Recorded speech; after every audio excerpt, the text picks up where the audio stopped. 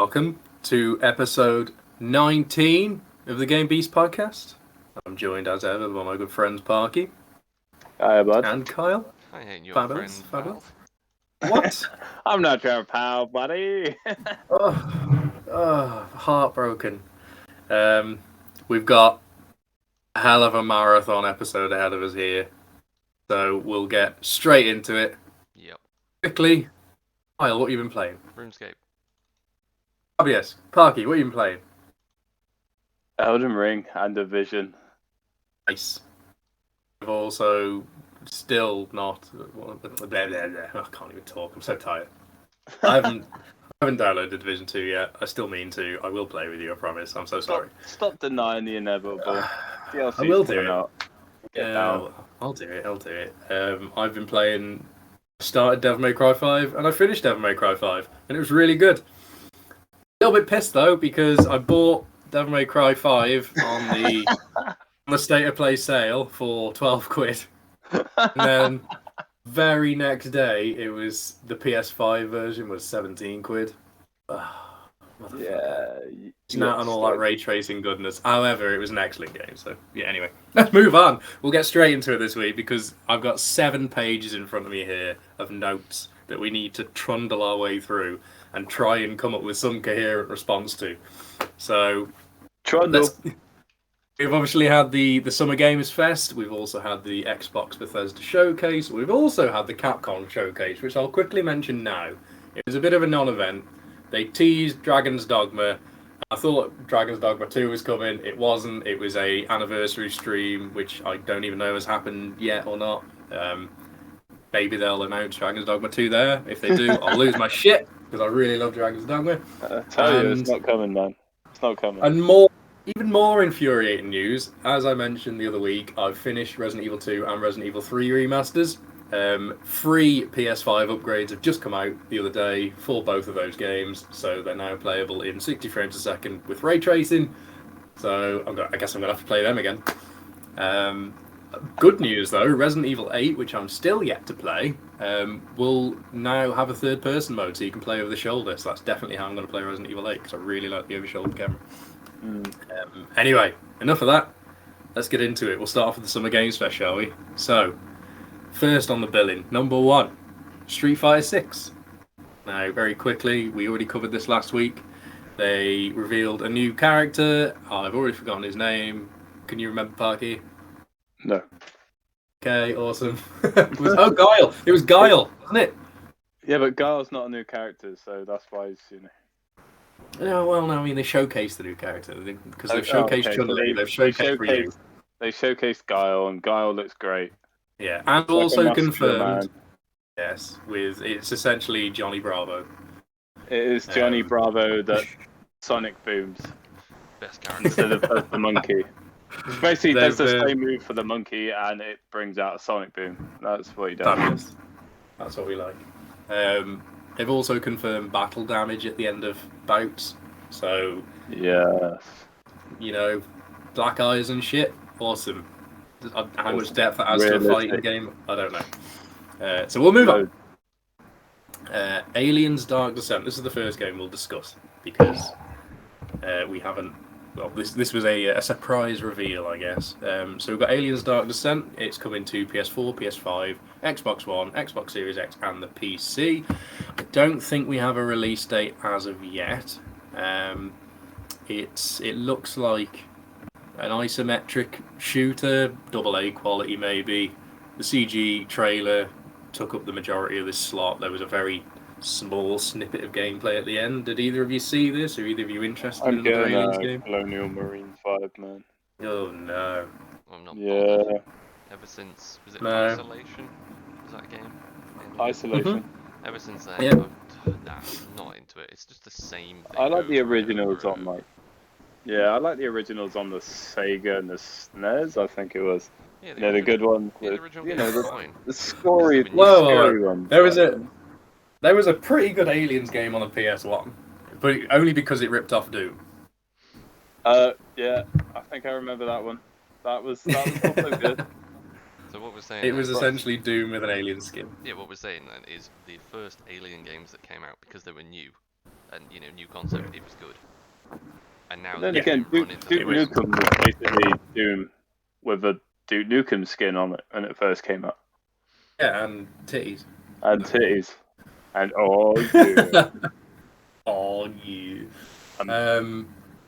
You've completely thrown me off my train of thought. I was going to say something. Oh no, I was going to say something probably really insightful and clever. Doesn't matter. Moving It's on. gone. Callisto. Moving on. Okay, fine. We'll abandon that. Wait, no. Oh, God, it's a tip of tongue. Aliens. Think aliens. Don't No, have fuck it. time. I've lost it. Callisto. We don't have time. Callisto Protocol. Okay, so we covered this last week as well.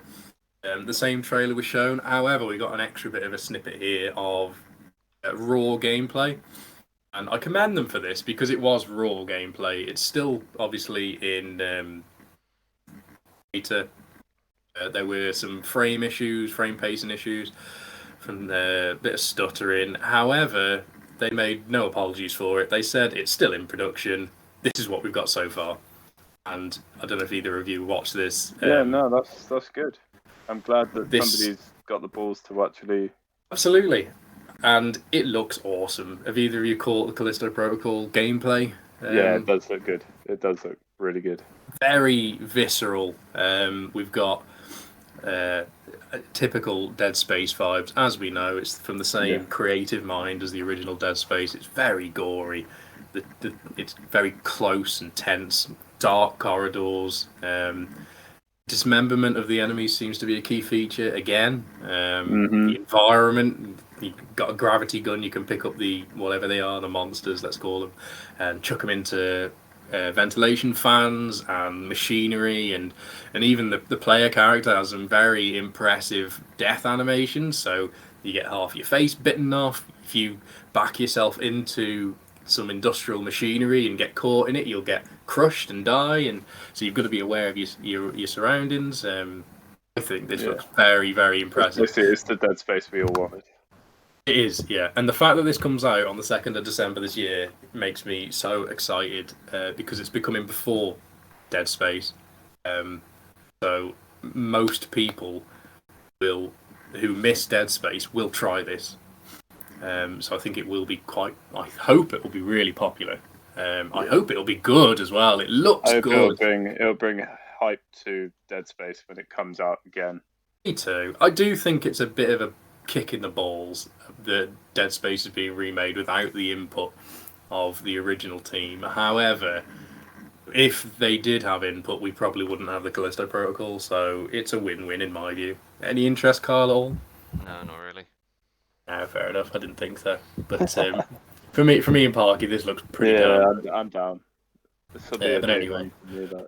Yeah, we won't talk too much about this because we did speak about it last week. We'll move on to Call of Duty. Call of Duty Modern Warfare 2.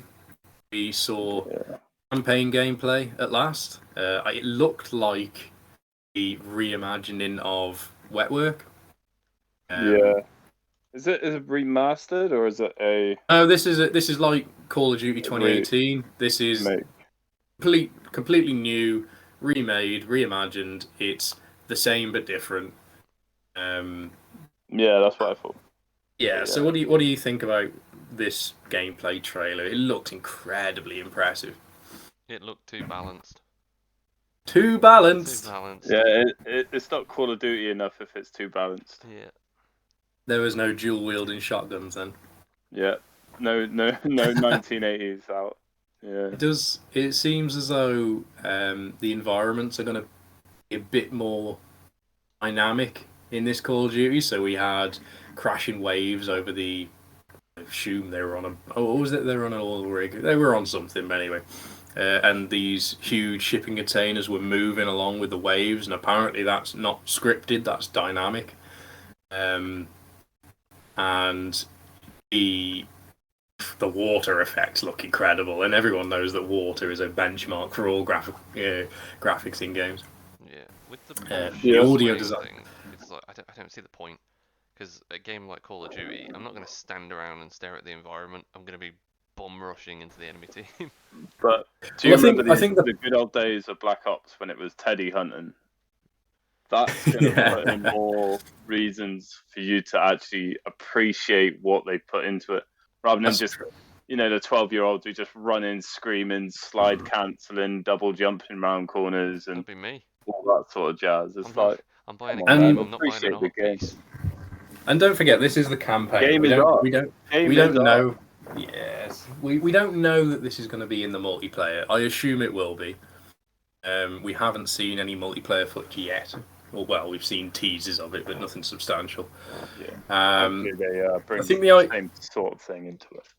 Hopefully, I think it would be a cool idea for multiplayer, because I think the idea is that if you've got shipping containers, for instance, as cover, and it just moves, then you're forced to either move with it or reposition. And if enemies, element. and if enemies are taking cover behind a shipping container, we'll stick with that. And then it suddenly moves. It could be quite entertaining to be like, "Gotcha."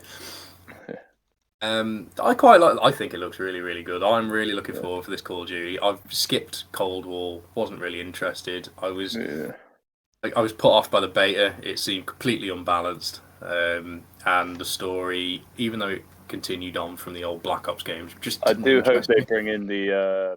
So it was like a survival mode on the original, wasn't it? Yes. So I hope they bring that back.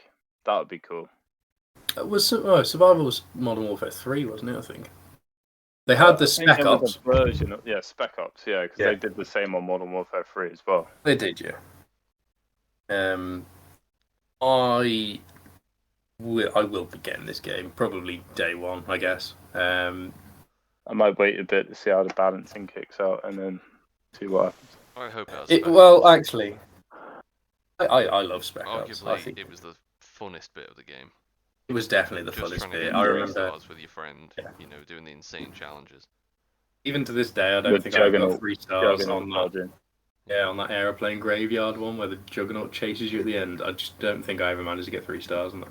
It was super difficult to get in that. The really short level you have to run through the prison, the gulag. You have to get to the end, and you have like a riot shield, and it's you and a friend. Yeah. There's Juggernauts, and you have about 20 seconds to just get to the other side.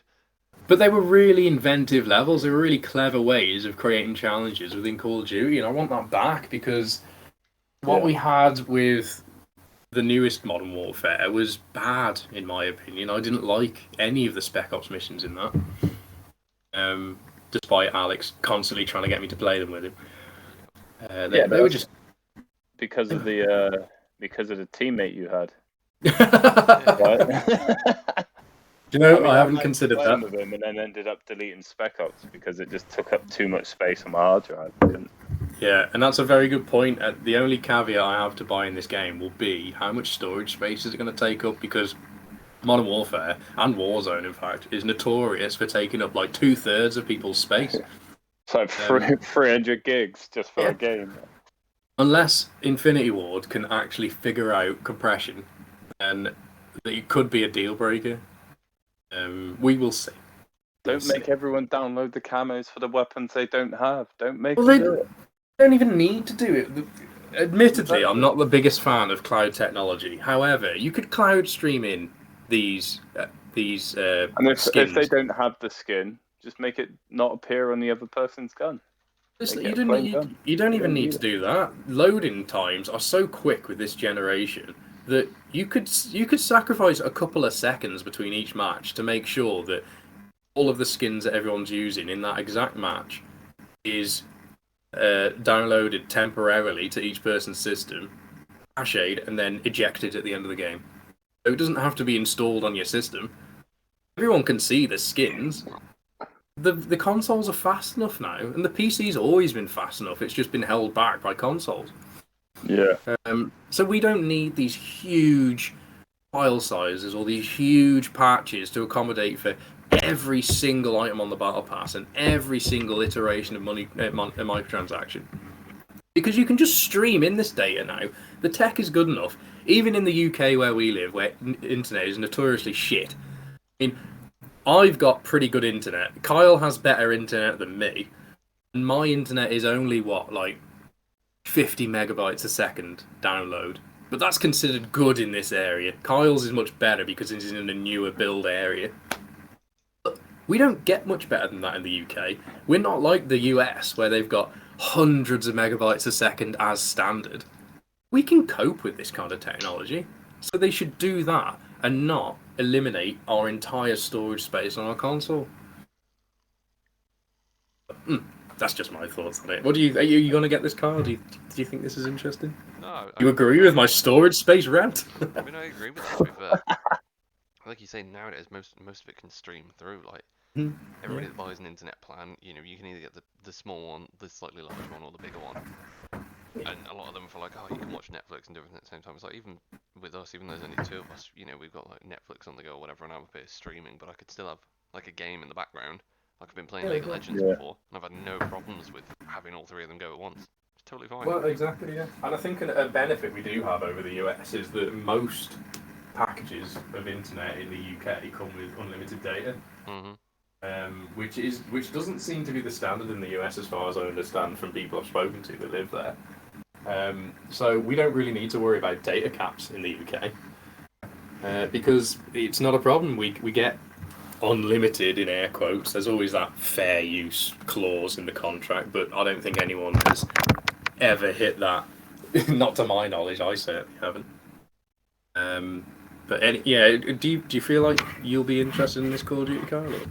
Yes. I mean, if it has Spec Ops, like Spec Ops is going to sell it for me. I loved it. It's arguably my favourite game ever. I put like 365 hours or something stupid into it over like a 6-week holiday once from college. Yeah. I love Modern Warfare 2. It was the first COD game that I actually got fully invested in. It was so stupid, but it was so fun. So yeah, same. I was exactly the same. Parky, what are your thoughts? Is this a? Are you definitely going to get this? I'm going to buy it for the reminiscence fees. Like, you know what I mean? I need to relive the old Utes. Yeah, I'm hoping it's just as broken as the original. Oh, definitely. One man army, fucking one man army commando. It's secretly, it's just going to be a load of like 30-year-old dads and men, people that lived it in its past and like are picking it back up again. Oh yeah, it's going to be like, it's just going to be. All you'll hear on the other side of the mic would be a guy yelling, "What? I knifed! Why is he not dead?" Yeah. And then you're like 2 meters away. He's like, "What? The commando lunge is broke. It doesn't work anymore." Go fuck your mum. Yeah. It'll literally be that, except we're not 12 anymore, we're all like 36. Yeah, and there's a real danger for some people that very sadly some of their mothers may have passed. So maybe we shouldn't be doing that in the lobbies these days. But we're all getting on a bit. Well, I've got dual models. Why can I not snipe them across the map like I used to? Yeah, I've got my bit of blue tack on the screen. Yeah. Little red dot, right? Yeah. Oh man, it was also kind of confirmed, I think. It was mentioned in passing that Warzone 2 will be standalone. Yeah. I don't know whether they mean that it won't be on the title screen of Modern Warfare, because I hated that. Yeah. I hated that integration. I want it to be separate. I enjoyed Warzone for the time we spent with it, and I enjoyed playing with you guys on Warzone. It was great fun, but then it became very old. Yeah. I'm glad that there is a new Warzone coming, because that gives me the incentive to go and play it. I'm also glad at the prospect that it might be completely separate from Call of Duty, so I can either play the one, play the other, delete the one, or delete the other. Yeah, because the old ones were conjoined, weren't they? So if I wanted to go and play Warzone, I would have to download then everything. The old Call of Duty, and I was like, I don't have the space for all of this. No. And all the DLC packs that you didn't buy, but you had to download it. Exactly, like it was a nightmare. Yeah, I'm just fed up with Battle Royale in general. Yeah. I was fed up, but I think I'm ready to jump back into Warzone just to have a laugh with mates again, because how long has it been since we've been able to do that? That's another reason I'm excited for Call of Duty, because it's a chance for us to get together and just waste the night away. Just chat random stuff again. Yeah. And if they bring back... now, but yeah. Yeah, but with a controller in our hands instead. Moving on, we will move on to Flashback 2. I don't know if either of you are old enough to remember this. Never heard of it, never seen it. I am also technically not old enough to remember Flashback. However, I had one of the old Amiga PCs, the home personal computers that you plugged into the telly. And it came with like a box or a crate of little floppy disks with games on them. My dad got it off some guy at the pub, as they do. Yes. As they do. One of the games was Flashback, and it was essentially like neo-futuristic version of the classic Prince of Persia. So side-scrolling, jump over pits, figure out which button actually attacks, and then that's it. That's as far as I got, and I never finished it. I'm not particularly it's interested kind in of this. like if you've ever played Phantom 1908, I think it was called. Not a on the clue. SNES. Not a clue, but I'm sure it's just as But, terrible. Yeah, I don't know. Phantom was pretty cool. Really It's not random allowing, bosses. It's not for me. No, it's not. If Anyway, it's not we'll move on because I can't see Flashback getting a huge, Following. spot. I mean, 2D right now, it literally still looks like it is a. Yeah. It just didn't look. It didn't look great to me. Not impressive, right? No, not at all. All right. Okay, the next one, complete opposite opinion. Witchfire. I thought this looked really, really good. We saw gameplay. It's a fast-paced fantasy shooter. So I've written here in the notes: Doom meets Hexen. Do either of you remember Hexen? No. Right, Hexen was quite literally Wizard Doom. So instead of guns, you had like a staff and it shot out lightning balls and shit, and you had a skull that set shit on fire. It was awesome. So Witchfire is a bit of both. You've got guns, you've got spells, guns and magic, knights and demons. The soundtrack is like reminiscent of Doom also. It's awesome. I really liked this. Did either of you watch the Witchfire Made trailer? by the Astronauts. Yes, I think. Developer, the Astronauts. I think you're right. Going to Yeah. be coming out early access 2022 Q4. Yes. But yeah, it does sadly remind me of a very Doom-like game. Yeah, it is but- only announced for PC at the moment. However, I've seen swirlings of rumours that it may also be coming to console, so I'm really hoping for Yeah, that. so it'll be PC release early access, and then 2023 it may come to console. Yeah, I really hope so. Yeah, it looks really awesome. It does look really good. Have you seen this, Carl? Would you be interested in a Doom / magic fantasy shooter? Yeah, I did watch something on YouTube about this one. Like a little highlight clip. It looks alright, Yeah. actually. I really like this, yeah. Looks interesting. It does look interesting, which is probably the hardest thing to achieve now in such a saturated market. Something that sparks interest is likely gonna get my money now, more so than it would have done years ago. And we'll move on. We'll use that as a segue to something that looks completely uninteresting to me. Fort Solis. I have no idea what this is. It was like... I've written here, I assume it's like a game like Heavy Rain, like a narrative Yeah, driven... so it looks like a narrative game in space. Yeah. But it's got Troy Baker and Roger Clark in it, which is Last of Us and Red Dead Redemption 2. Yes, Roger And they're Clark. leading That's the roles. guy's name that I forgot. Thank you. It's Dead Space meets Duncan Jones Moon film. No idea what that is. Fast-paced third-person thriller, basically. Okay, so it is a thriller. And it is done in Unreal Engine 5 as well. It was graphically impressive. It did look it looked good from like aesthetically pleasing. I just don't think it looked good as a game for me. I enjoyed like Until Dawn, which is a good example of a horror narrative-driven thriller. But Heavy Rain, as beloved as it is just fine to me. I don't hold it up on this pedestal as a masterpiece game because I'm too impatient for these kind of games. Away, like I was playing it, it came to me and I was like, well, this is. But press X for Jason. Jason.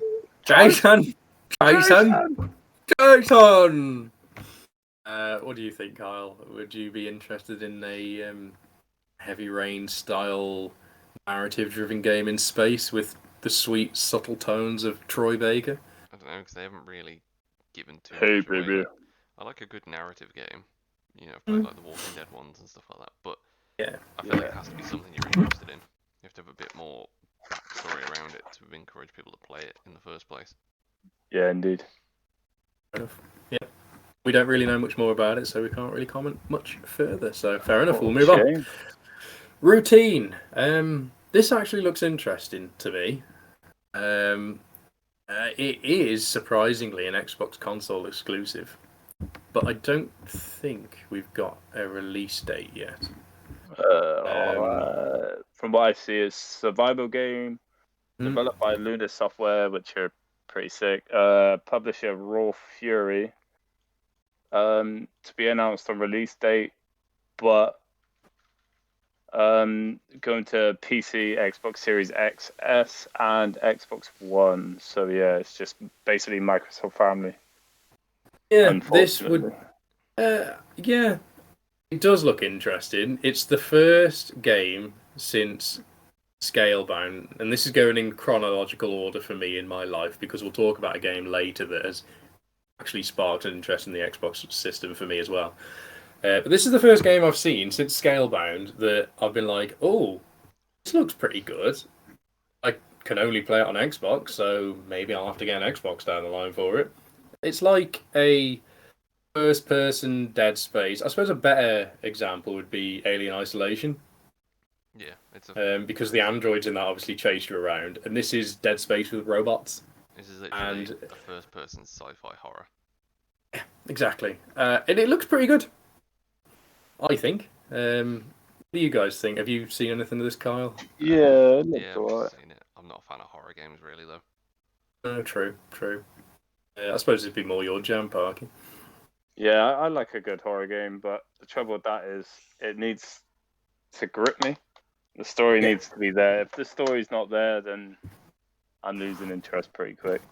Yeah. But if this is the case that we're just a random character with no name on a random space station that's been taken over by killer robots, then that will be less interesting.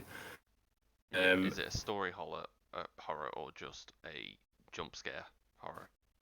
I've got the feeling of a jump scare. I reckon it's Dead Space, but less story driven. Shallow. I hope not, because like I say, it did spark an interest, so good. I hope it's more deep. So we will see. I don't know if there's any combat in this. We didn't see any combat. We saw the use of tools, again, like Alien Isolation. I suppose had some combat in it, very limited, but I'd be okay with that. I don't mind a stealth horror. And I've got a bit of a soft spot for Alien Isolation. It was Alien Isolation that was a stealth horror as well, wasn't it? Yeah. I got a soft spot for Alien Isolation because a friend of mine worked on it, and especially when you had the mic on it and you didn't notice, and they were like, "How does he know where I am?" There's a very sad story about Alien Isolation because the friend I knew that worked on it, they misspelt his name in the credits, and there was nothing he could do about it. So, how you misspell the word tart, I don't know. I don't know. Is it T-A-R-T or T-A-R-T-E or? It's T-A-R-T, but I think they misspelt it as T-E-R-T or something. But Turt? Maybe that's how he said his name. Just, Turt. But anyway, very sad for him. But I suppose you can't be too sad because you managed to work on such a... The next game, though. Oh, yes. Publisher that we both love, obviously. Fucking Square Enix. Coming back for Outriders World Slayer. Yes. I'm really looking forward to this. I don't usually get hyped for DLC, but I had so much fun with the original Outriders.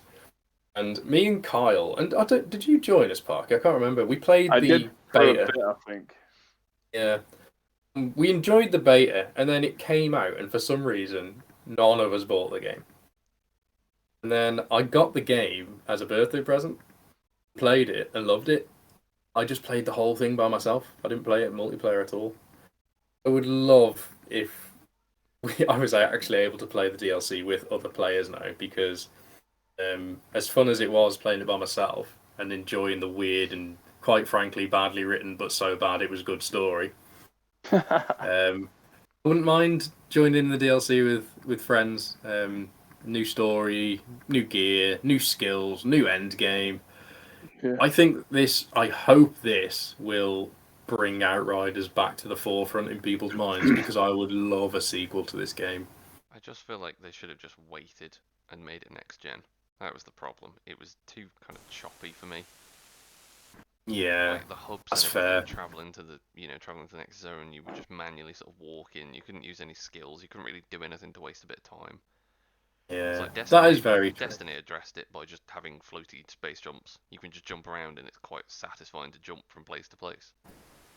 But Outriders was kind of just a bit janky, a bit slow to get there. The combat and everything was fine. The story was great, but it just could have done with the benefit of being on, like 60 FPS or. I mean, it did have a PS5 version, and when I switched over to the PS5, because I got Outriders on PS4, but it was a free upgrade to the PS5, and so I stopped playing it and picked it back up again when I finally got my PS5. And I will say, is leagues better on the PS5. It's much faster loading time, because I think you'll agree the loading time was egregious on the PS4. It was terrible. 4 minutes to get into the pub. Yeah, it was awful. 4 minutes to leave again. It's so bad. The PS5 is almost instant. I wouldn't say it was a locked 60 frames a second on the PS5, but it was definitely more than 30 frames a second, and it was stable enough to not be bad. Yeah. There were frame drops when you went crazy with the skills, but it was fine. It was fun enough to not matter. It shouldn't have come out on the PS4, I don't think. I agree with you. I think it should have just been a next-gen game. What do you reckon? I don't think I got that much further from the starting area, to be fair. Really? Fair enough. Yeah, I got quite far. I got killed by a random little thing, and then I was like, you know what? Fuck this game. Would you Kind of like, what was that other one that I bought for you guys? Fucking, I've got it here somewhere. Let me just Rustling. I've got too many games. Red Dead, Cyberpunk. Nope. Ain't Borderlands. Nope. This is giving me anxiety because you can just tell from the audio that Parky doesn't have an organised collection. Oh no, I do, but I can't see them. They were organised. Oh look, it's right there as well. What was it? Divinity. Yeah. Divinity. I bought Divinity to play with you guys, and then it was like, got to the starting area, started doing things, and then you guys just stopped playing. I was like, We didn't stop playing though, did we? We're on a long hiatus. We're on a very long hike. We've still got the same. You save. murdered everybody in the town. Oh yeah, that was a mistake. Didn't mean to. I mean, we survived. I don't even know how that happened. What happened? What did I do? I pissed someone off somehow. And a whole village attacked us, and we spent was it like an hour and a half in one combat phase? Yeah, with the entire town. Mm-hmm. Maybe we won. Came out on top though. But there goes all the Lost access to about 20 quest lines, but never mind. Thing is with Divinity is you always feel like you're missing out. I feel like you have to play it knowing that it's okay if I miss something because I'll just do it again next time. Either that, or you play it with a religious guide. Yep. You go meticulously every step, not miss anything. But what's the fun in that? It was incredibly fun just murdering an entire village of people by accident. It's a fun game. It is a fun game, and we will get back to it one day. I've still got the save in the cloud. If we ever retire the podcast, we can put aside the time and play. Play Divinity 2 hours instead. of Divinity every day. Yeah, every week. Maybe we can do both at the same time. Yeah. let's not push too many books out now. Would you, on the eve of the release of the DLC, be willing to jump into Outriders? I think I would be too far behind. So unless it doesn't matter as much as you think. It boosts me. I think it does. Think if it does, then yeah, I'd be happy. But I think what they've done is I jump in and then back to like level 1, and you lot are like higher level, and I'm struggling to just move forward without getting one shot by an orc archer, and I don't think that's going to be very fun. think what I they've like a said challenge. is, oh yeah, but not that much of a challenge. I think what they've said is they've taken the same approach that Destiny did, where you can like create a boosted character. So it's an opportunity. like the Witch's, which was it? Witch's Bane. Queen. That's the one. So it's an opportunity for me to try another class because I played as a pyromancer. I think Kyle played as a whatever the Outriders version of the Titan was. The ground stompy earth guy. That dude. Yes. Decent. So it's an opportunity for returning players to try a new class out, but it's an opportunity for new players to catch up with friends and enjoy the DLC. Having said that, you can quite literally run through the story in about 2 long sessions, and you can have any level of player join you and stomp everything for you as well. Problem is, you need to buy the base game as well. Yeah, you'll need the base game. However, you can pick that up for dirt cheap. Yeah, it'll probably be dirt cheap now with the DLC coming out. They'll probably lower it, or they might even do a combo so they do both. I'd be very surprised if this wasn't included in PS Plus because it's on Game Pass now. There you go. There we go. Anyway, we'll see. On. Yeah, considering I labelled this as Move On, we spoke about it for ages. Fall Guys, we will definitely move on quickly for this. All we need to say is this was shown and there was a CG trailer for Fall Guys. Everyone knows what Fall Guys is. It's going multi-platform. Not a lot more to say. Let's move on. Stormgate. This is a RTS game from former Blizzard staff, the former devs from StarCraft. I think it's called Frost Giant Studios. It was a CG trailer, and then they showed concept art of the game instead of actual gameplay. And the CG trailer looked so cheap. It was like, have you ever seen like, I don't know if you've got any like young nieces or nephews or anything, but if you were watching like a kid's animation that's got action in it, but it's like really EG action where bullets don't do anything, they just bounce off skin and shit. That's what this trailer looked like. It looked awful. Don't really know what else to say about Stormgate because we didn't see any gameplay. It just looked bad.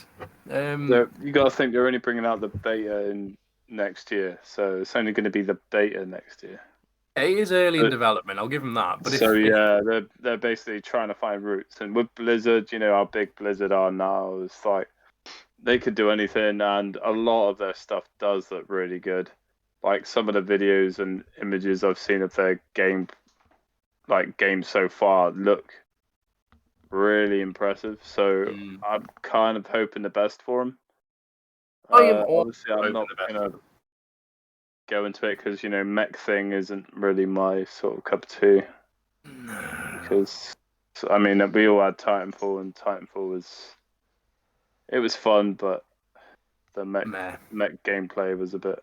I mean, if it's an RTS savage in space, it might just pull a StarCraft where it releases and then it doesn't do well, and then suddenly, like 20 years later, everybody starts playing it. That's a very good point. Yeah. Because StarCraft is more relevant now. One YouTuber plays it and everyone decides to jump on. But yeah.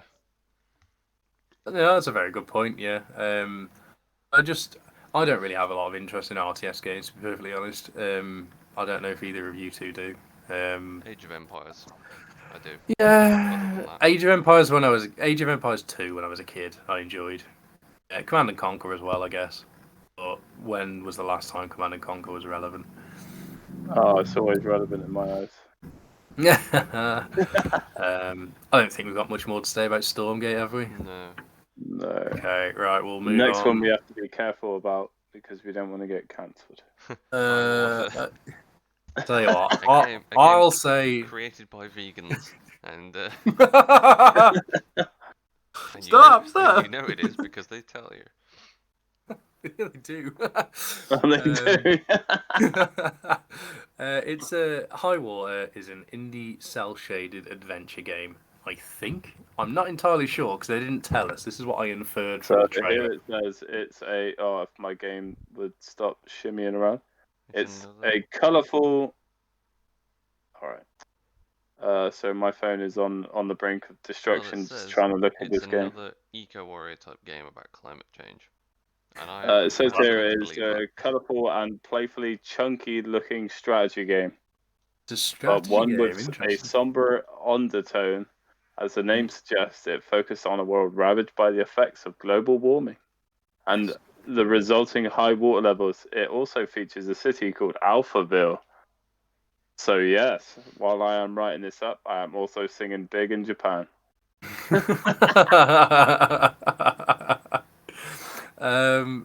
I don't have any interest in this, and I'm happy to move on if you two are. Yeah. Yeah, If you want something like this, just go and watch it World. looks like one of those junky mobile game adverts that you can get. There's a whole movie about this sort of game. It's called World. I think it was made in like 1995. Go watch it. It's a pretty good film as well. It's alright. And it was also I think it was adapted from a book as well Yeah, so there you go. And a day after tomorrow. too, but that was really boring. It was. That's why this American game- Arcadia. Next game shown was a game called American Arcadia. It's like an adventure, I put in brackets, on the run action game. Like a futuristic 80s style, so it looks like the 80s kind of vibe, but with flying robots and shit. The premise is the Truman Show. Have you both seen the Truman Show? I assume. Great, Yeah. great film. Yeah.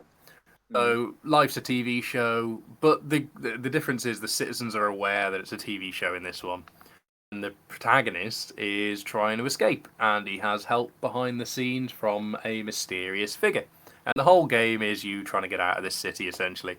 I actually quite like the look of this.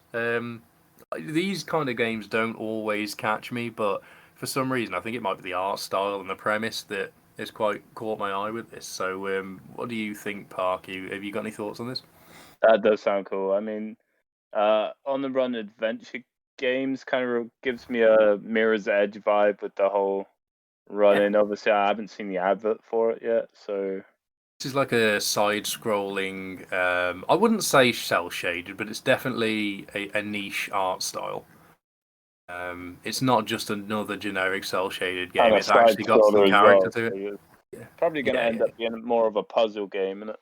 Like you get halfway through, you're going to have to complete a puzzle to get away from so and so. I can see that being fun. It looks like it's got some stealth elements in it as well. You know, like stay out of the spotlight and stuff like that. Abe's Odyssey type vibes. Yeah, but there's also, it looked like there was a driving section. I'm not sure if there is, but there was definitely cars.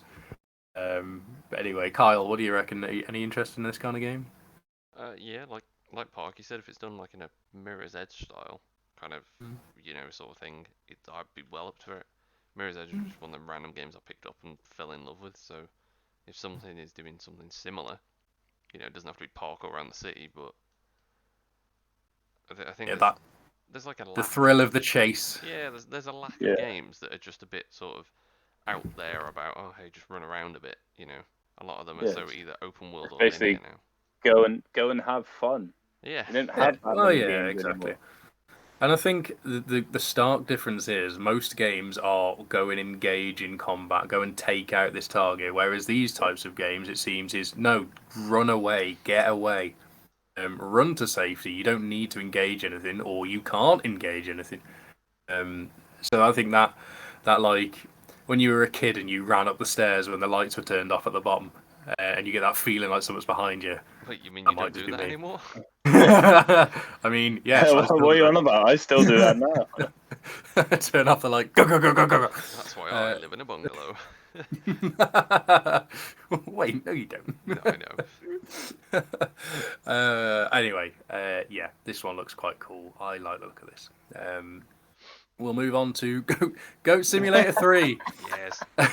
No, I want to start off. I need to pick both of your brains. There is no Goat Simulator 2, is there? Mm-mm. Yeah. What is there? There is, yeah. There is a second one. The first one is with a factory. The second one came out on PlayStation, I think. Wait, actually, or is it the same game? No, Goat Simulator 2. Is there a Goat Simulator 2? No, there isn't. No, see? There's one game, and they bought out like a kind of free expansion to it, which added like. It's like a free expansion, and then they called that 2. They did call it 2, but it was still Goat Simulator 1. Yeah, but Can do it. they called it 2, so technically. Okay. I mean, I'm just watching the advert now, guys, and it's absolutely great. This trailer is amazing. Before we get to that, though, this is coming to PS5, Xbox Series X, and PC. So this is a current gen only game. So I'm expecting big things from Goat Simulator 3. We're expecting it in the autumn of 2022. And trailer is... Oh my god! Great. I genuinely, I sat up. I think didn't I message into the group chat? I was like, "Holy shit, Dead Island 2 or something." Yeah. And then I was like, "Oh no, never mind. It's No, Goat just Simulator." It's literally like the exact thing is Dead Island 2, but then you've got goats running around, and at the end, the guy instead of like normally steps on an arm or something, I think, in the advert or something, and he turns around, and there's zombies everywhere. He stands in goat turd, turns around, and there's just 4 goats like all armed to the teeth, looking at him like goat at the front with his tongue just hanging out like you can normally do. That's how you do an This is announcement trailer. Yeah, absolutely. This is hands down That's the great. best game trailer I have ever seen in my life. Yeah, No contest. that is absolutely hilarious. Props to them here. It's such a well put together trailer, and they got me. I was like, "Oh shit, Dead Island 2," and then I started to like tick very slowly in my head. I was like, "This doesn't look very good for Dead Island 2, like graphically." And then the goats appeared. And you were like, "Wait, why is there goats? Why are there goats everywhere?" It didn't. The worst thing is, it didn't even click. Electrocuted goat just runs into some poor old woman like. Oop. The worst thing is, it didn't even click with me fully after the first goat showed up. It was like the second or third when I was like, "Oh, hang on a minute." Oh, God. Oh, great. Yeah. It was so good. I'm in tears again. Oh. Definitely recommend it, guys. Go and watch the advert for Goat Simulator 3. You guys are going to laugh. Yeah, 100%. Anyway, I don't think we've got a lot to say about Goat Simulator 3. Was that? Moving Was on to that Marvel. Did you just have a stroke or something? I don't know. I thought it was imitating the goat. I was like, we don't have like that was the plan. That was the plan, yeah. Right, moving on. Marvel Midnight Suns. This was a completely CG trailer. We didn't see any gameplay for this. I was expecting some gameplay because I knew this was coming to the show. But it's like an XCOM style tactics game, but with Marvel heroes and villains instead. Arky, do you have any thoughts about this? Are you interested? Skip. Okay. XCOM I don't mind, but when you've got 94% chance to headshot something and you miss, and then you get one-shotted by a guy who's got 5% chance to hit you, yeah, no, I'm done. XCOM is broken. So hard. I've never save scummed so much in a game. Yeah. Saving just before I take a shot and then reload every single certain amount of saves to do. Yeah, that's why I didn't play it. Yeah. I do like the fact that it uses like your friends in the actual game though. Yeah, that's really cool. Oh, I've got 98% chance to hit this guy. Oh, I've missed. Oh, it's alright. He's only got a 4% chance to hit me. Oh, he's headshot me perfectly and killed my guy in one shot. You message your friend, by the way, you're dead. Huh? What? Yeah. I think I did that to you, didn't I, Kyle? Because you were my sniper. Yeah. I was like, I'm really sorry, Carl, but you just died. Yeah. You were a sniper that managed to miss with a 95% headshot chance, so I don't know what to tell you. Aiming for the nose. This game, I don't have a massive interest. I really like XCOM, but that's because I like the alien invasion style story. Yeah. And the management. I like the heroes and villains of Marvel, but if it was not convinced. If it was DC, I'd probably rather buy it. I think DC would probably suit it more because it's more gritty. Yeah.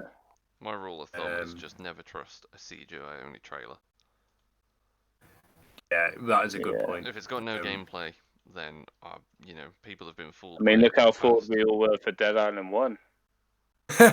Yeah, very good point. This game is Coming to PS5, PS4, Xbox One, Xbox Series X and S, PC, and the Switch. So I don't think it's going to be like pushing any boundaries. Apparently, it's coming out on October 7th, but again, we haven't seen any gameplay yet. And the thing that really threw me is that it was quite obvious who the villains are because they've all, for some reason, got these demon horns. I think they've been like taken over by the demon Lilith. But Hulk is a villain. So everyone's basically going to die because Hulk is unbeatable. He kind of sort of is in the comics in some of them, so I guess so, but yeah, when he becomes Worldbreaker Hulk and gets sent away and comes back to Earth and kills everyone. Just don't buy it. Like, in the context of this game, I think Hulk would have probably been better suited as a hero on the back of all the Marvel films. But then on the other side of it is that you might not have to buy it, because if it's anything like the other Marvel game, you'll eventually get it either heavily discounted or free. Yeah, that's do so badly. Yeah, very true. I don't have very high hopes for this game. What do you reckon, Kyle? Are you gonna get this or? Nah, don't trust. I never trust anything with CG trailer with no gameplay. It's just a rule. Fair enough. Yeah, what I will get though is this next one. Oh, okay. So Cuphead, Delicious Last Course, geniusly acronym DLC. It is as it says it is. It's Cuphead DLC. You get a new island and a new character, who I believe is Miss Chalice. Yeah, Miss Chalice, which she was one of the people you actually meet in the story of Cuphead if you play it through. Okay, you get to play as her. She's like the, I think she was a spirit. From what I remember, she was one of the spirits when you go and collect all the spirits and stuff. She was in there. So to play as her would be really cool. Cuphead is basically like Super Meat Boy. It's one of those games where you either enjoy it and you're really good at it, or your controller ends up in a wall. Mine did both. It's just both, yet you were playing in the wall. I had that experience recently because I went back and before playing Devil May Cry 5, I tried out Hollow Knight because it's obviously a highly critically acclaimed game, and I thought, you know what, I'm going to give Hollow Knight a go. I played it for a bit and I enjoyed it at first, and then I was like, oh, this is just more frustrating than anything, and I cut loose there. I was like, right, it's not for me. I'm not going to invest loads of time into this. I enjoyed it at first. I'm not enjoying it anymore. I'm done. Do you believe I sunk about almost 60 hours into it? To Hollow Knight? Yeah. You finish it? Nope. Oh, Jesus. See, I'm glad I cut loose now because I was hoping for like a short, tight experience, and then I started to slowly realise that it was fucking enormous. Yeah, and it's so easy to get lost in the mazes and stuff. It's just like everything looks the same. Yeah. But anyway, I've said move on from Cuphead. You obviously enjoy Cuphead. Carl, did you play Cuphead? No. Okay. I've seen I would recommend it. It's one of those that it's like a bullet hell that you can quite easily get into. Oh yeah, I know exactly what it is, but I have no. Have you seen the Netflix show? Put myself in that. Yeah, the Netflix show was awesome. No. Netflix show was awesome. I watched it all the way through in one sitting with my son. So very, very good. Next game, Neon White. Gameplay was shown. It's a weird one. It's a speedrunner, deck builder, first-person shooter. And I'm very aware that I use a lot of Doom references or game meets game. Game meets game in these notes, but this is quite literally Doom meets Kingdom Hearts Chain of Memories. So it's like an anime art style, and you play as a sinner from hell, and you hunt down demons to try and get access to heaven. That's the premise. Kyle, does this sound interesting? A little bit, yeah. A little bit. I like weird. It's only on the games. Switch though.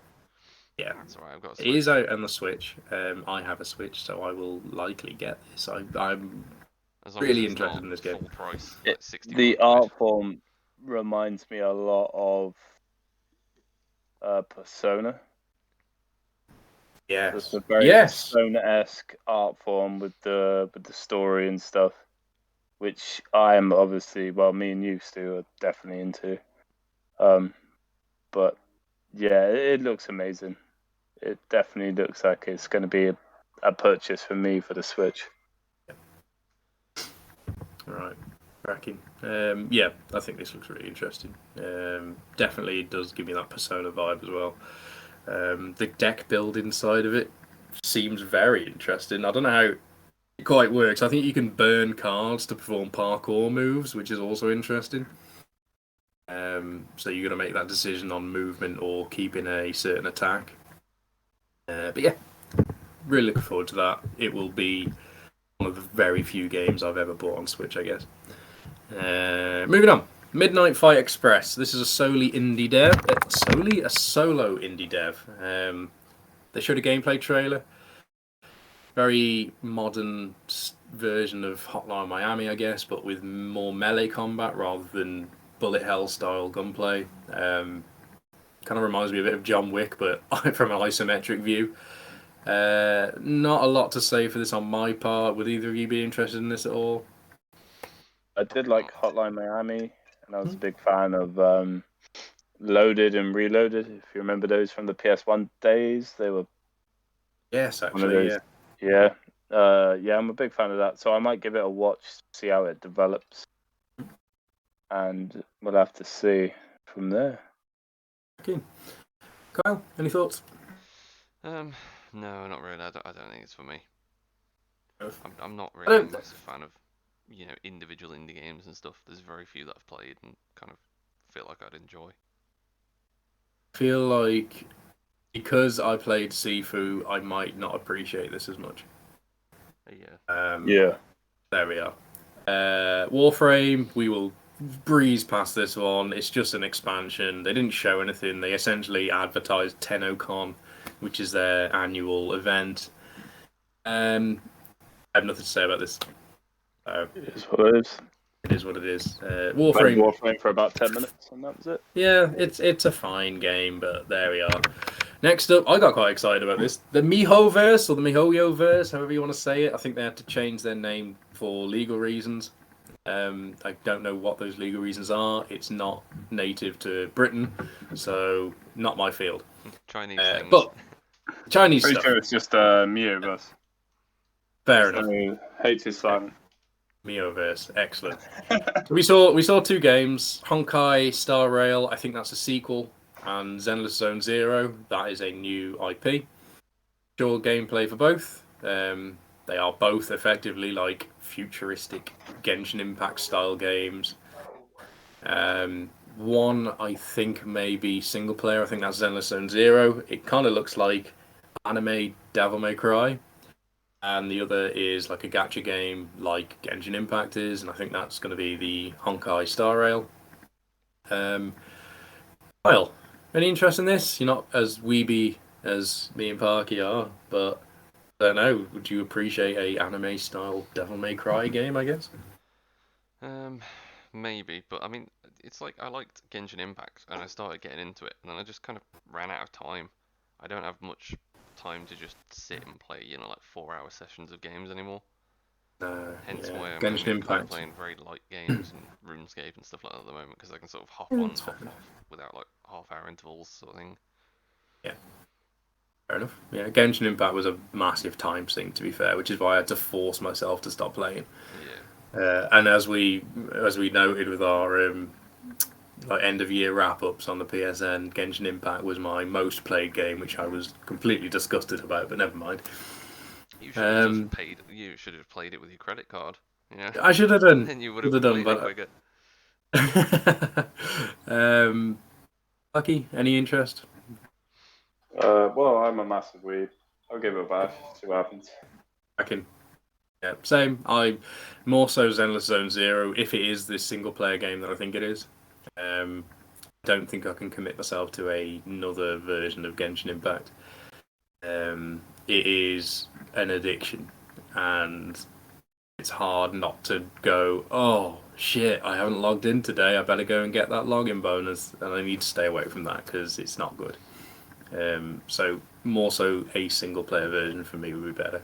So Triple Z is on the radar. Moving on, TMNT Shredder's Revenge. We saw gameplay. It's like Turtles Streets of Rage, side-scrolling brawler. It's a 6-player co-op, and it looks so hectic on the screen. I don't know about you guys, but this doesn't appeal to me at all. Kyle, what do you think? I think Teenage Mutant Ninja Turtles has had its day. I mean, I don't want. And we are of the generation that grew up with Turtles. Yeah, so... but it's like they haven't done anything new with it, and I get there's probably a fan base out there, but it's never really been absolutely massive. You know, it didn't explode into popularity. It's just always sort of been there in the background. So I don't know. Maybe it'll be good for kids to play. I mean, when we were kids, we kind of played stupid kind of side-scroll brawler type games, or do you remember for the PS2 or PS1 you had like Simpsons Wrestling, I think it was. Yeah. And it's just a totally stupid game, but I could see people playing it. So not for me, but maybe some kids might like the new version of Turtles and decide to play it with their mates. Insight. Okay, Parky, what do you think? See, man, I love the Teenage Mutant Ninja Turtles, so I kind of disagree with Kyle a little bit. Because I preferred them to, the wimpy ass Power Rangers. But, it was a love-hate thing. But yeah, I think time is due, man. Why would you go back to a Streets of Rage style fighter when you've got access to so much better graphics and better sort of ideas to do? Why would you prefer something so simple like? Are you wanting a hyper-realistic Ninja Turtles game? You want a Spider-Man. You imagine the nightmare fuel. Imagine Spider-Man, but with turtles. Spider-Man, but with turtles. I imagine it would be like a horror game where you just like bump into Master Shredder. What was his name? The one with the orange bandana. Michelangelo? Yeah. Anyway, I just said Master Shredder and I said Master Splinter then, by the way. Yeah. Instantly realised. So, Michelangelo's full story, he ends like all the other turtles die, and Michelangelo literally goes to town on everyone. And this is canon, man. This is canon. This is in the comics. So basically, he takes up all of their weapons and uses them all because he's got the most potential. I didn't know If they brought out a story like that, so it would be like X-Men Wolverine, but Michelangelo's turtle story. Holy shit. What you want is a Dark Souls Ninja Turtles. Yes. I was thinking more. Yes, it is. Make a new movie like Kung Fu Panda, and then just kind of copy Kung what Fu they did. Turtle.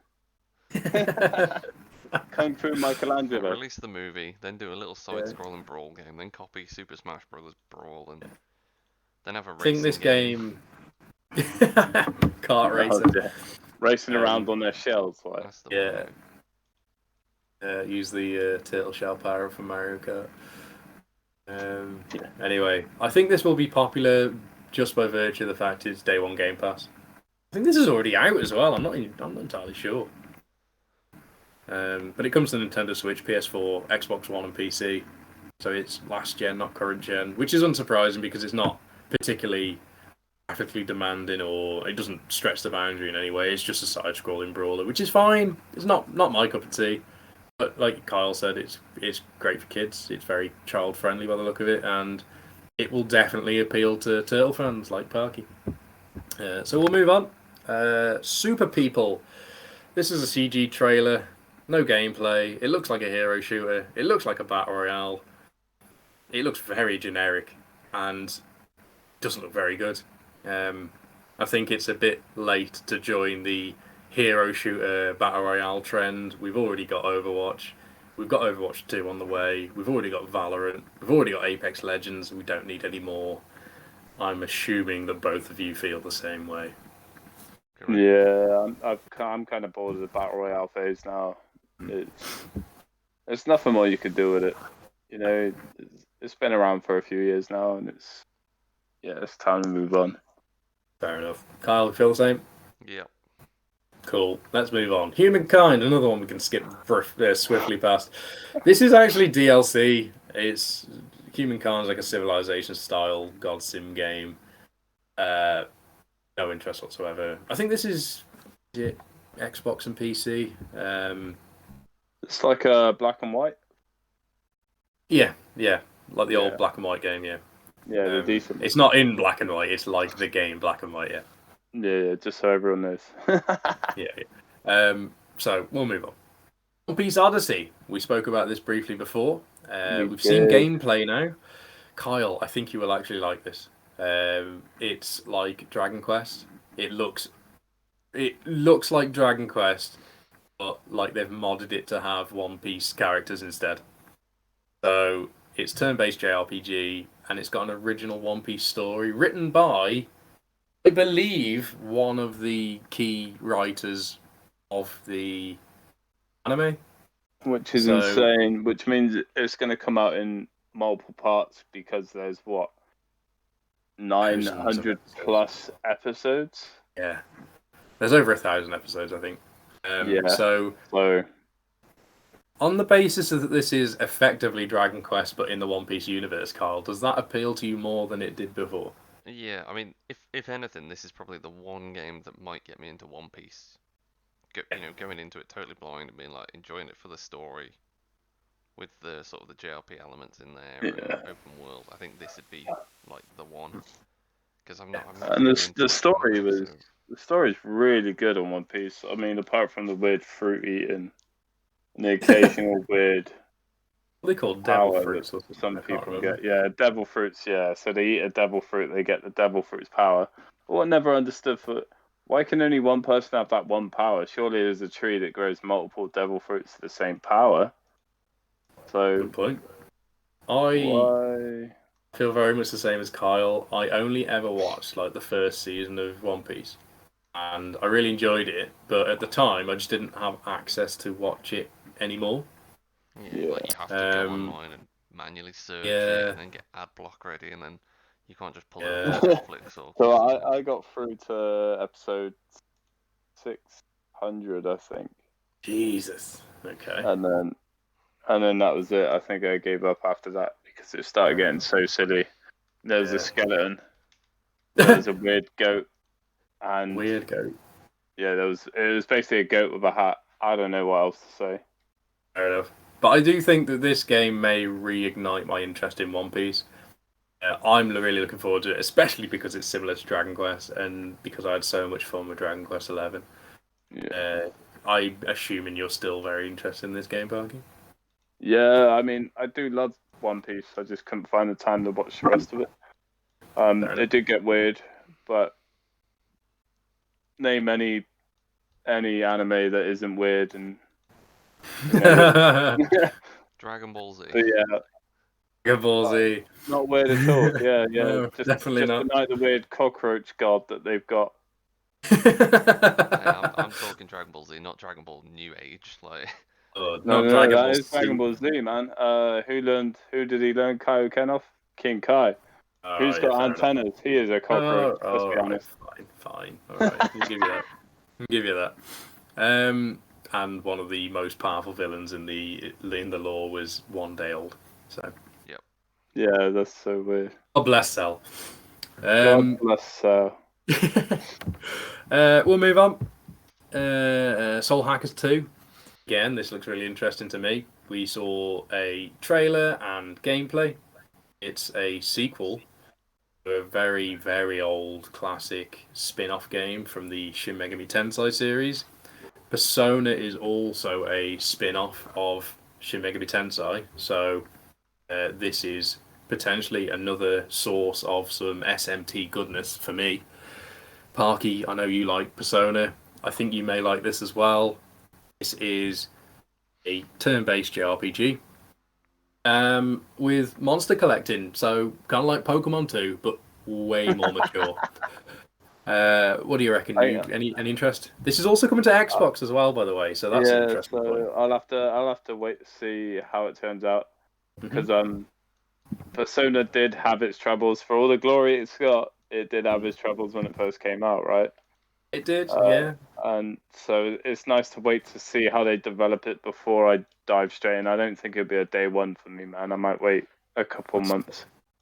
just to see. I'll definitely jump in day one. I don't care about any problems it might have because I know I'm going to enjoy it. Lucifer's Call, when they re-released that on PS4, loved it, even though it was just a PS2 game. I could just say one thing that might change your mind. What's that? Elden Ring Bell Barons. Fucking Jesus Christ. Go.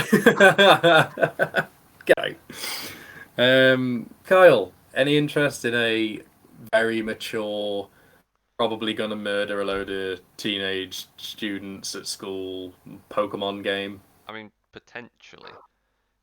Excellent. I mean, Which bit? The murdering kids or the Pokemon No. bit? I mean, if it's a JRPG with the monster collecting bit, does that mean you collect the monsters and then you use them in battle? Yes. What it is, you've got your main protagonist, Yep. and you can recruit monsters. And in SMT games, you usually recruit by way of either talking to them in the middle of battle, Yep. and they'll either ask you for an item, or they'll ask you a question, which is essentially a riddle.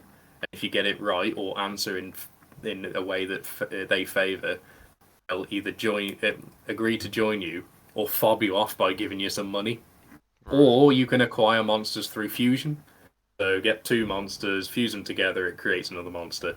Yeah. And under different conditions, the same two monsters you fuse together might have a different result, or Then things like that. Then yes, probably will get it.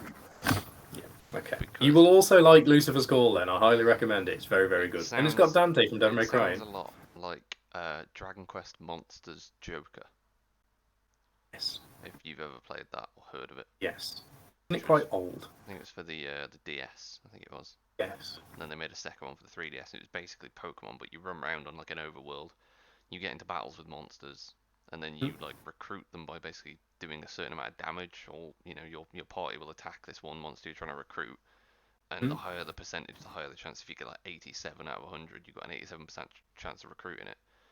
And then you have to get them up to like level 10 before taking them back to like the fusing thing, and then they sort of fuse, and depending on what particular monsters you fuse, you get to pick the stats for them and the appearance and stuff like that. So. Yeah, exactly the same. Like you can carry over skills as well. So the skills on both monsters that you use for fusion carry over to the new monster, and your levels affect what stats the creation monster has. And also another interesting mechanic is if you beat the shit out of all of the enemies and there's one monster left, sometimes it will cut to them begging for their life, and they will say, "Please spare me, I will join you." So you can recruit monsters that way by decimating the enemy team. Yeah. I mean, and it's yeah. really cool. It sounds like DQM, so it has a really fun and unique spin on like Pokemon, I think. So I really enjoyed it anyway. So yeah, I might. I think you'll like Soul Hackers too. To be fair, they're usually very out there stories, so prepare yourself. Yeah, I played Dragon Quest Monsters and I didn't have a story. It was like this weird experiment thing that's kind of semi-sexual cat that turns into different things. It's weird. Moving on. So Capcom Arcade Stadium 2 was shown next. I am too young to recognise most of these games. So you say that, but I remember most of these games. I don't at all. I recognise Street Fighter 1. The rest... So on my screen I've got right now, I've got Final Fight and Street Fighter 2. Not Street Fighter 2 1. on it? Street Fighter 1's definitely on it. So the I'm currently looking at now, and it says Street Fighter 2, not Street Fighter 1.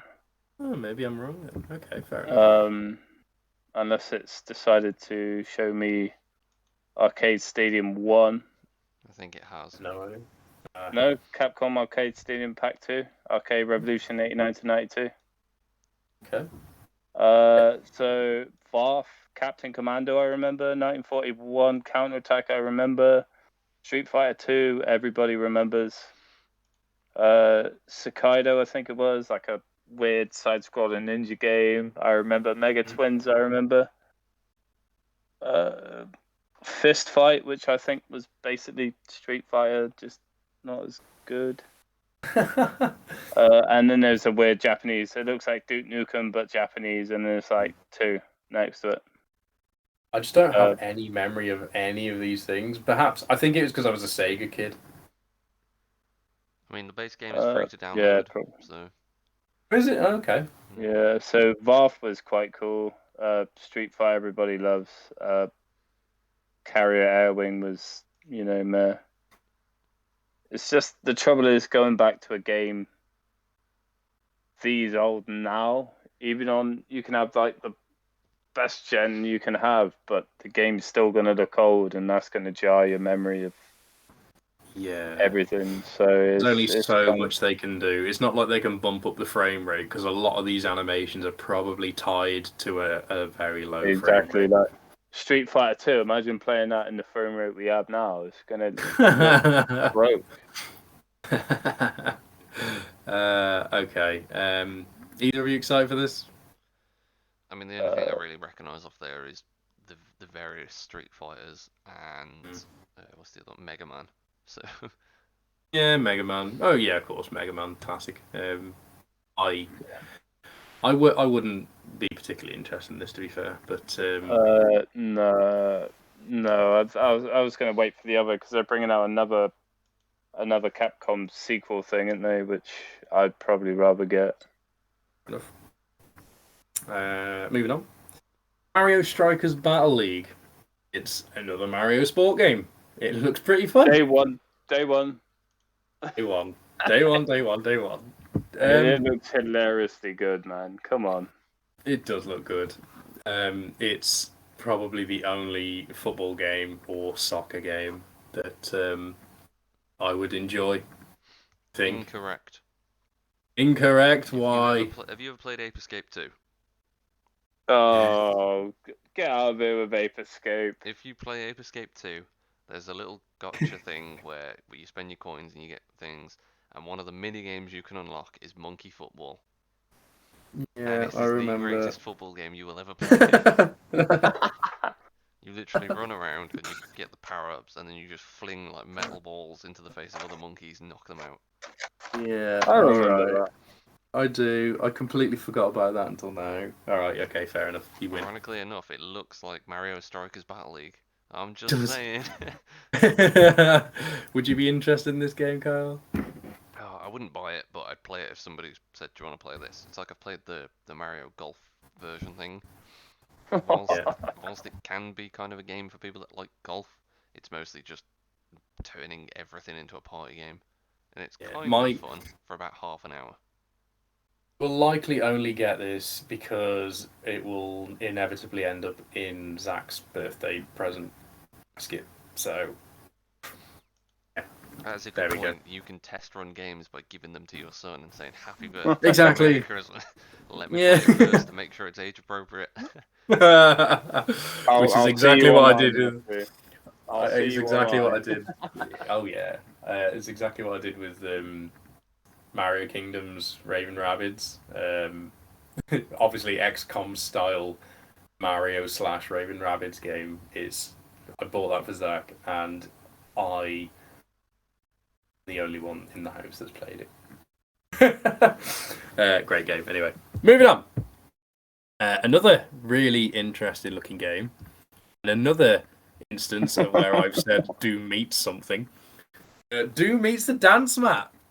Shoot to the beat, rhythm FPS game. This looks so good, and the soundtrack for me is fucking awesome, man. It's a heavy metal soundtrack, and it's got the likes of System of a Down, Lamb of God. We're not talking like unlicensed fake heavy metal music. This is real AAA heavy metal music bands, all included. The game is developed around these songs. You shoot to the beat. If you shoot on the beat, you do more damage, and you score more points. It's essentially get through the levels as perfectly as you can. And there's a demo out now, which I am going to download and play. There they go. They've got Lamb of God, Black Crown Initiate, Trivium, Refused, and Invasion. I don't know. I can't say that word. Ginger, Tranquility, Soilwork, Arch Enemy, and more. And definitely, because this is what really pricked my ears up, it definitely includes System of a Down. I I'm not a heavy metal, grungy character. I just enjoy the music. I enjoy all styles of music. So sorry to say, it doesn't include System of a Down. It does, because it said it on stage. It's Serge Tankian, who's the lead singer of System of a Down, not actually System of a Down. Yeah, but he sings the System of a Down song. Hell singer. Okay. But anyway, Kyle, I'm very interested to know, would this be a game for you? Well, it does something different. And like you said before, I love games that try and do something different. Like, we've been missing a good sort of music game since Guitar Hero. You know, that came out of nowhere and that was brilliant. So this looks actually really good. It does look so good. Like, it just looks like something that's different, something that's fun, that you can actually enjoy without stressing about, you know, leveling up or getting everything right. It's just something stupid and it looks really good. Parky? So, yeah, I'll probably get it. You know me, man. I love my metal. Yeah. I love my decent music. That's my wake up juice right there. It's I don't want to say day one, but it might have depends, because this is technically an indie game. I don't know whether it'll be full price £70. No, it'll probably be like a reduced price, but I'm down for buying it as soon as it comes out, just for the fun, man, and the music. I can relax to music whilst I'm just randomly jumping around shooting demons in the face. What more could you want? Exactly. And I don't see why. I don't know if they will, but I don't see why they wouldn't implement multiplayer into this. It could be such a fun game to play with friends as well. Ah, man, I'm so looking forward to this. And like I say, there's a demo available now. You can just go and play it. I think it's just one level, but that's all you need. It's one of those games where, like you say, you can either take the approach where you just play it to enjoy it, or you can take it a step further and try and get a bit better, and then better and better and perfect it. Or you can just sail through the game. Next up, we'll move on. The Quarry. There's not a lot to say about this. Everyone should know what kind of game this is. It was a movie trailer, or a movie style trailer. They did it quite cleverly under the guise of it being a horror film, which it effectively is, just playable. It's the spiritual successor to Until Dawn, and it's one of those games you'll either like or you won't. I really liked Until Dawn. I'll probably like this, but I will buy it when it's on sale. It's not a kind of game I'd buy full price. And I'm happy to move on unless either of you have got something to say about it. I'm good. I saw it. It's not going to be one of my things that I'll put on my list until probably a bit later on. I'm not going to buy it straight up. Okay. Next up, Nightingale. This is a survival open world / open dimension I've put because you can transition to different dimensions. And Kyle, I think you played Don't Starve, didn't you? No, but I've seen like loads of gameplay footage of it and walkthroughs. Right. Okay. This is kind of like first person Don't Starve / The Island, where you kind of build stuff and collect materials and try and stay alive. Yeah. But it's also got a deck building element. You get cards and you fuse the cards together, I think, and that's what takes you to different dimensions and stuff. It looks interesting, but it's not really for me. I don't think. I think I'm over survival games now. It was a nice premise when they first came out, but again, it's so saturated in the survival market. Yeah, I mean, the island was good because it had a really good storyline behind it. That was the key, and I'm wondering whether Nightingale has a story. It might do, but it wasn't very well across. Yeah. I mean, the island works because you're literally thrown in with no idea of what to do, and you just kind of follow the clues to get somewhere, and it's totally different to what you expect the game to actually be. Yeah. And I think the story is an important part of that as well, because it keeps you wanting to go on, rather than an endless survival. Yeah. Like, how long can you survive? The island's more a case of survive so you can find out more of the story. Parky, any interest? Nope. Okay. On that note, we'll move on. We'll move on very quickly from this. There's not a lot to say. Saints Row Boss Factory. It's literally a character creator for the upcoming Saints Row game. And I think this is completely pointless. I don't have a lot to say about the new Saints Row because we haven't seen a lot of it, and this isn't it. This is just a character creator. I lost interest after Saints Row 3. Saints Row 3 was the last one I played, the last one I enjoyed. Yeah, Saints Row 2 was great walking around when you got the pimp cane shotgun right near the end of the game. That was great. You literally did a pimp walk, and then every time somebody tapped you, just wow, shotgun in the face. Great. Saints Row 4 I played for a bit. It was okay, but not as good as Saints Row 3. And then you had the Get Out of Hell, and that was just like, it was basically pointless DLC type things, and it just got... Yeah. It peaked at Saints Row 3. Definitely peaked at Saints Row 3. I mean, it was... I know they're trying to follow the GTA crowd with, you know, all the things, and then they started getting out of hand and started getting silly, but then Get Out of Hell was just pointless. It was... Yeah, it was just terrible. Right. I just hope this game brings it back to its roots and not over the top. Judging by the trailer of Boss Factory, I'm afraid to say it's going to be way, way worse. It's so weird. Some of the characters you can create, there's no way that this game is becoming any more grounded. That's for sure. Okay, so it's a day minus 1,000 for me. Yeah. So anyway, we'll move free DLC. Let's go. Warhammer 40k Darktide. I like the look of this. I think this looks pretty good. I'm looking forward to a decent Warhammer game. Yeah, this is essentially the 40k universe version of Warhammer Vermintide, which is obviously set in classic Warhammer. Warhammer 40k Darktide is Space Marines, etc., etc. It looks great. It does look like a generic swarm mode game, but I am a Warhammer fan, and it looks very faithful to the lore. And who doesn't want to shoot shit up with a massive bolter? So me, I don't. It's good. Oh, it looks good to me. All right, fair enough. I think this looks great. I think. Are you interested in this, Parky? It is multiplayer. I collect Necrons, so.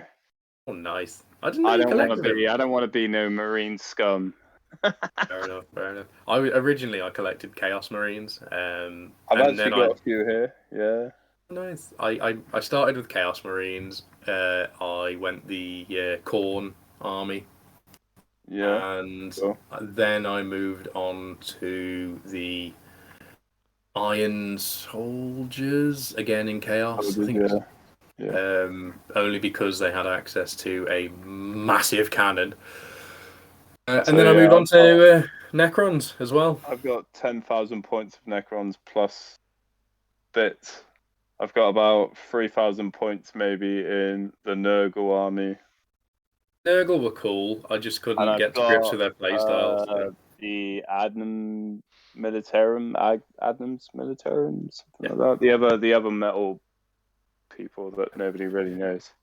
I know that Alex collects Space Wolves, and they were really cool, but I couldn't bring cool, myself. But they're overly broken, but especially in melee range. Jesus Christ! And I can just hear Kyle starting to snore. So, would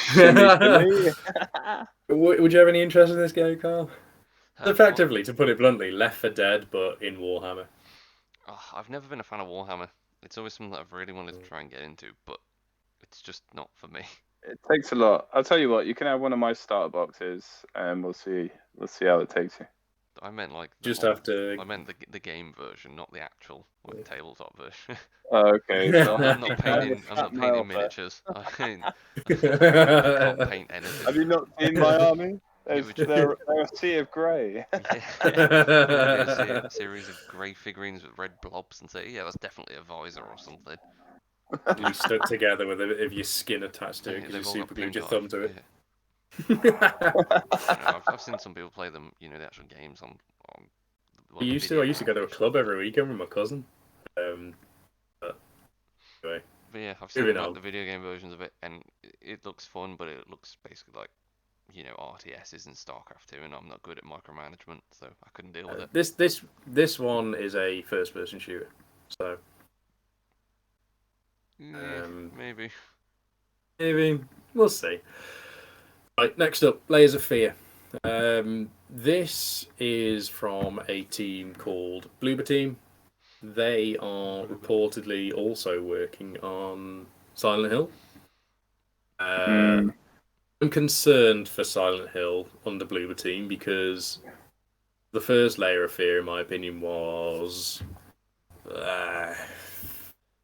okay. No, it was bad. The second one was even worse. This is a remake of the first, apparently, and it's coming to Xbox Series X, PlayStation 5, and PC. So it's current gen, and it's slated for early next year. I hope, for the sake of Silent Hill, this is a good remake. Because they were behind the Bloober Team were behind the Medium as well, which was a Xbox Times exclusive, and then eventually came to the PlayStation. But it was very lackluster. I really want them to do well because I think they've got like good ideas. They just never seem to execute it properly. So, for the sake of Silent Hill, I want Layers of Fears to be good, but I probably won't be playing this. Either of you interest? Kyle, you're probably not. It's a horror game. For the sake of Silent Hill, I want them to stop making this game. Focus on Silent Hill. Fair enough. But I mean, I was just reading up about it, and it says literally the first thing is, "What is the story behind Layers of Fear?"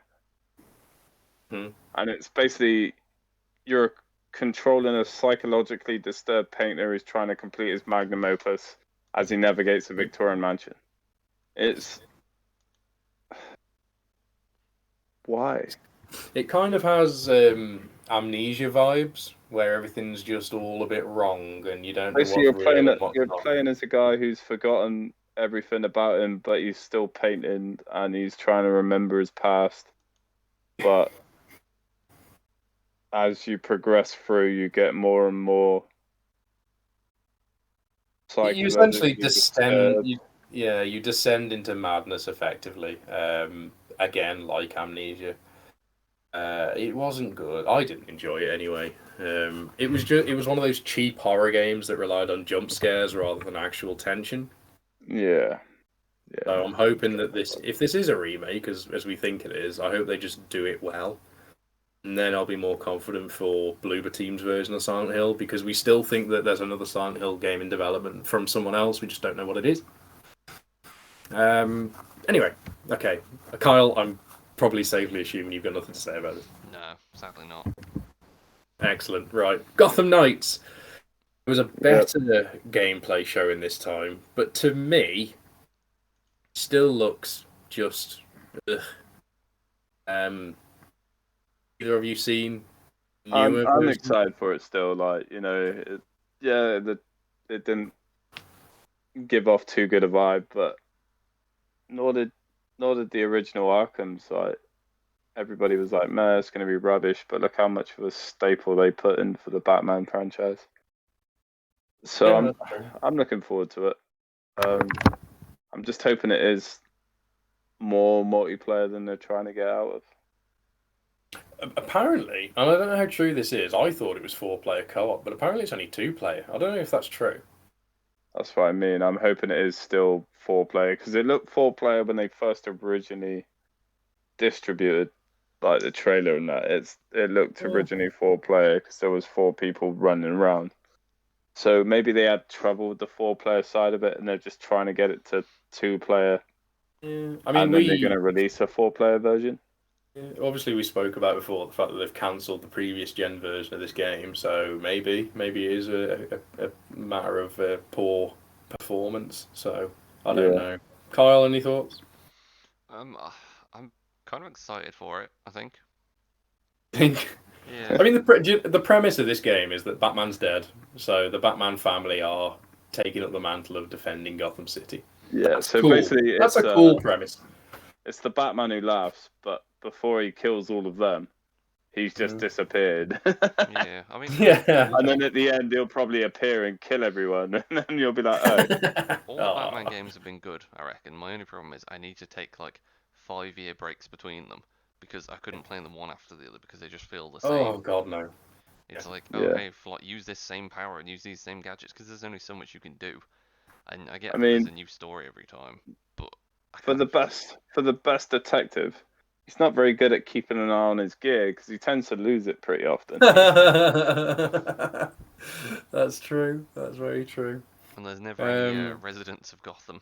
There's always bad guys everywhere, but there's no just Yeah. average civilian or drunk guy walking down the street. That's a good point as well. That's really because it was Arkham Asylum and then Arkham City, which was the bigger version of jail, right? So they cleared all the usual people out, and then it was just prisoners who were put in there. All right, Just yeah, you got a crime. point. Yeah, you've got a Just point. crime. Yeah, see? Debunked. Never mind. Then again, even there, then. Anyway. Even then, yeah. I mean, you had to put up the Riddler for that long, so you might as well play it. Jesus Christ. There. Okay. I haven't got a lot much to say about this, so we'll move on to the final showing of the Summer Game Fest. I don't know how I feel about this because I'm both very excited but also confused. So we finally had the official announcement of The Last of Us Part 1 remake, which was sadly leaked by Sony themselves minutes before the Summer Game Fest because they accidentally put it on the trailer out. Whee! But I didn't watch it. I refrained. Waited to the end of the Summer Game Fest. Looks really good. It's definitely a remake. It looks modern. It's hard to say how much better it looks because of how good the original Last of Us looks. When you do look at side-by-side comparisons, you can actually tell, oh yeah, it looks much, much better. You forget how far we've come in terms of graphical capability. It's going to be the exact same game, it seems. Better. Like, better animations, better graphics, hopefully better loading times. I'm definitely going to buy it because I think it comes out September, is it? Yeah, 2nd of September on the PS5.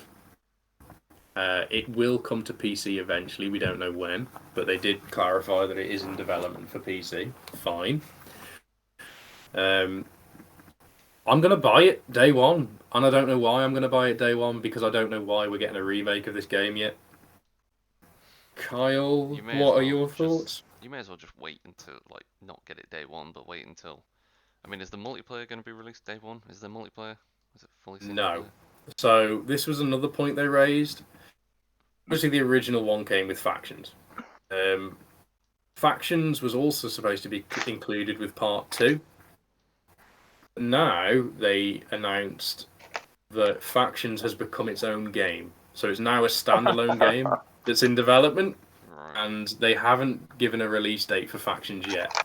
I mean, It will be a in full... In the first game, wasn't the multiplayer just kind of added on in the last minute, though? Yeah. So now it has become its own game. It's a full-price multiplayer game. And it's going to have a story mode that you can play multiplayer. It's got a completely new cast of characters because it's set in San Francisco. So it's set in a different place. Obviously the same world, so it's the same apocalypse going on, just with different people, different setting, and multiplayer. So I actually quite like that. I like the idea that this has now become its own thing because it's been long enough. Which one of them is now Is the main it worth? game? Sorry, what was that?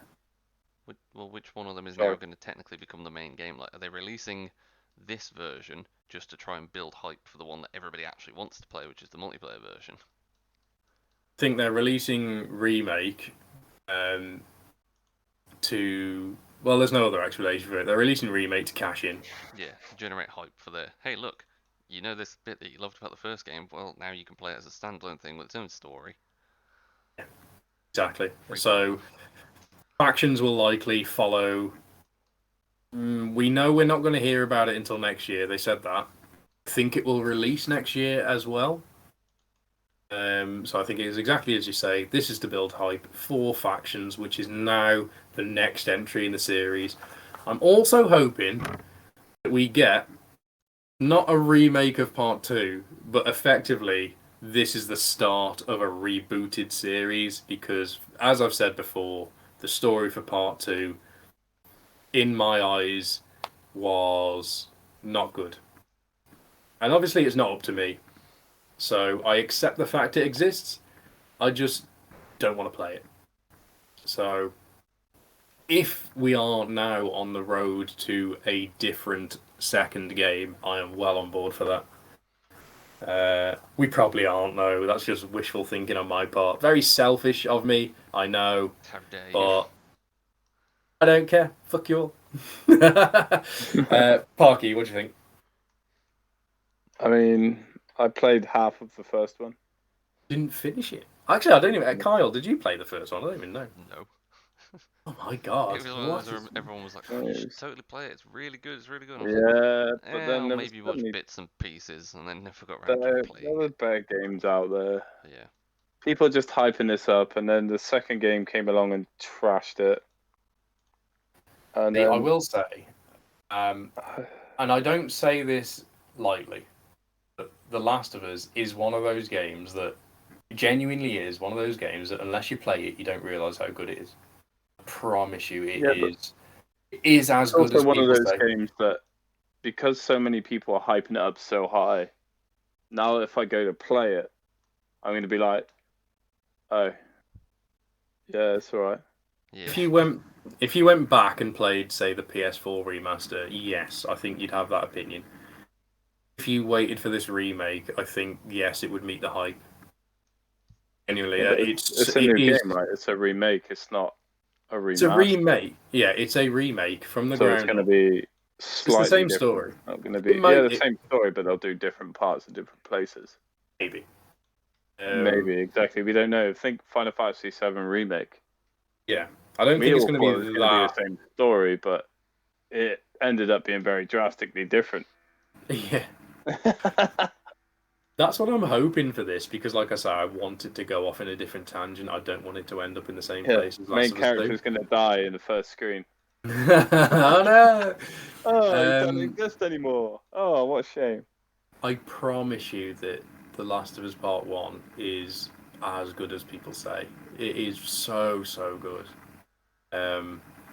And I was skeptical because I thought it would just be end of the world Uncharted because controversially, I don't like Uncharted. I don't like them. I think they're boring. I'm sorry, but they just don't appeal to me. I can agree with you on that one.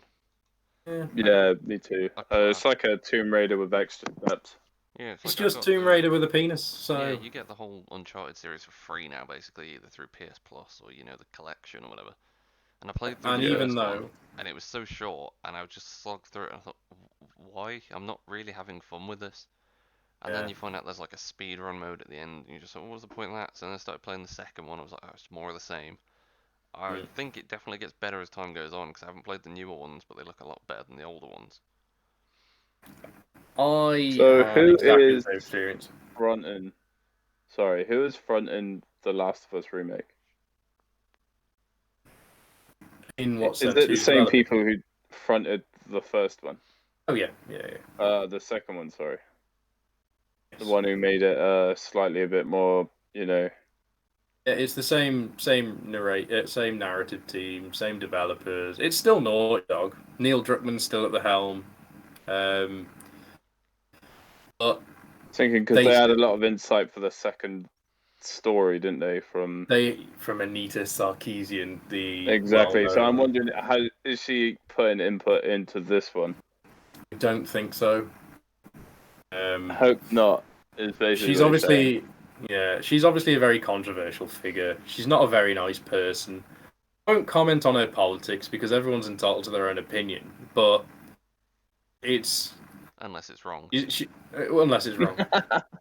She is that typical person that spends all day telling everyone how much of an arsehole they are, while simultaneously being a bigger arsehole. So I have zero respect for that woman. I am very pro feminism in every way, but toxic feminism is damaging to the feminist movement, in my opinion. And in my opinion, she is a toxic feminist. And feminist friends of mine who are females agree. People like her are actually shunned by the core community. She just doesn't realise it. She thinks she's fucking Jesus. But anyway. So we should move on before we get cancelled. Yes. So I don't think she's got much of an influence over the remake, thankfully. And I hope, as I said before, that the second one takes a different tangent, if they will go down that route. But we'll see. We're definitely getting factions first. I'm really looking forward to factions. I'm going to try my hardest to convince you both to play factions with me, because I think you'll both really enjoy it. But anyway, I think, judging by the time, that we should split this off now, and we'll maybe cover the Xbox Bethesda tomorrow if we're free. It won't take as long as tonight, because there's a lot of shit we can skip through from the Xbox showcase, to be perfectly honest, and a couple of very interesting highlights. So we'll have a short one tomorrow, I think, if you're both happy with that. Yeah, buddy. Okay, so we'll end it there. In conclusion, Summer Game Fest had, I've written, some strong showings, not many surprises. The show was very top-heavy and tail-heavy, and the middle was a bit okay. Callisto Protocol, Call of Duty, and The Last of Us, to me, really stood out. What do you think stood out, Parky? Was there anything particular that really caught your eye? The 40k did catch my eye. Mario Strikers obviously looks decent. Obviously Call of Duty has always got a place in my heart. Despite them murdering it in the past. But and Street Fighter 6. I'm a massive fan of Guile. I was a Guile main in the originals, so stuff. You know, let's have fun. All right, Kyle. Anything stand out to you? Yeah, the lack of Stalker 2. Interesting. We can cover that tomorrow, in fact, because the extended Xbox showcase did in fact have the opening for Stalker 2, Yep. and also a very impactful video from the devs, who are very, very bravely on the front lines in the war in Ukraine. So kudos to full respect to them for not only developing a game when they can and when it's safe to do so, but defending their own country as well, which is incredible. And the game looks good, to be fair. It's a Stalker game. It's always going to be good. It's a Stalker game. It's a Xbox timed exclusive. Yep, 3 months. It'll come to PlayStation eventually. And it looks good. And I'm so sad that these people are going through such a terrible example of I suppose you can't call it dictatorship, can you? But you can call it what it is. Yeah. So obviously, thoughts are with them. Not that that helps. We've all, no doubt, been doing our own charitable endeavours. We have through my workplace. But it was very moving to watch, I will say. But we'll talk about it more in detail tomorrow. Yeah. My place is actually selling a beer that every pint you buy, you get 20 pence of it goes towards. Yeah. And I will say it was very odd to see the community manager for Stalker 2 holding a heavy machine gun. So, a fully mounted machine gun whilst talking about his role as community manager for a game. Very strange. But it hit me quite hard, to be honest. But anyway, we'll talk about that tomorrow. So, but yeah, my quick run through Call of Duty Modern Warfare 2. Quite looking forward to that. Hope it's good. Witchfire, maybe, yeah. Yeah. Actually, yeah. Also, Witchfire for me. I neglected to mention that. I agree. Goat Simulator 3. That's still going to be one of those secret buys that we're all going to get. We're all going to love. Guilty pleasure. Not tell anyone we've played it. Probably Hide it from the hide it on trophies. Probably one of the most look forward to ones. Maybe Soul Hackers 2. It sounds alright. It sounds good. Yeah. And then maybe Gotham Knights at a push potentially. Yeah, I'm looking forward to Gotham Knights. I just hope they make it as good as the original Gotham series. Yeah. But, you know, We will see. what can we say? Bring out Tomba 2. Yeah, Tomba 2. Tomba 2. Yeah. Right, we'll skip ahead to... We'll skip ahead to... I may as well just reel off the game releases. We won't bother doing it tomorrow, because there's only a couple. There's Jurassic World Evolution 2, Dominion I don't know what that says. Biosyn expansion. Biosyn, yeah. PC, PS5, Xbox Series X, PS4, Xbox One. That comes out June 14th. Autonauts. PS5, Xbox Series X, PS4, Xbox One, and Switch. That's June 16th. Overlord, Escape from Nazarick. PC, Switch. It's June 16th. Redout 2, PC, PS5, Xbox Series X, PS4, Xbox One, and Switch. June 16th. Starship Troopers. Terran Command for the PC. I think this is actually an RTS game. I'm not sure. That's June 16th as well. And that's it. Well, I suppose you've had closing comments already. So we will meet again tomorrow. Same time, I guess. Same time, same beautiful place. Maybe a bit earlier. You know. Maybe a bit earlier. Say 7:30ish. Right. So we will continue this tomorrow because we've been going on for about 2 hours, and that was just the Summer Game Fest. And it's getting very, very hot in this room. It's so hot. I cannot open the window, you fool. Windows are open. This is unusually hot for the UK. My God. And it's only going to get hotter. We're about to get a heat wave. So I'm going to go and pass out somewhere. I feel fine. I will... I'll see you both tomorrow. All right, guys. And it's been a pleasure. Always. Tomorrow, I promise, won't take as long. I've abridged it as much as I can. So, but we will discuss it. I'll probably upload both at the same time for the sake of continuity, etc., etc. Great. Thank you for bearing with this absolutely mammoth discussion. It's been fun. And I've thoroughly enjoyed this not E3 season. Oh, it's been great. It's been great. And very quickly, Final Fantasy Anniversary stream tomorrow. So, yeah. Just that's it. On. It's like at 11 o'clock at night tomorrow, so we won't be able to talk about it. But no doubt I'll bombard you both with messages as usual. And as usual, you will both ignore me. Cool. Right, thank you guys. It's been a pleasure, and I'll see you tomorrow. See you tomorrow. Bye. Bye-bye.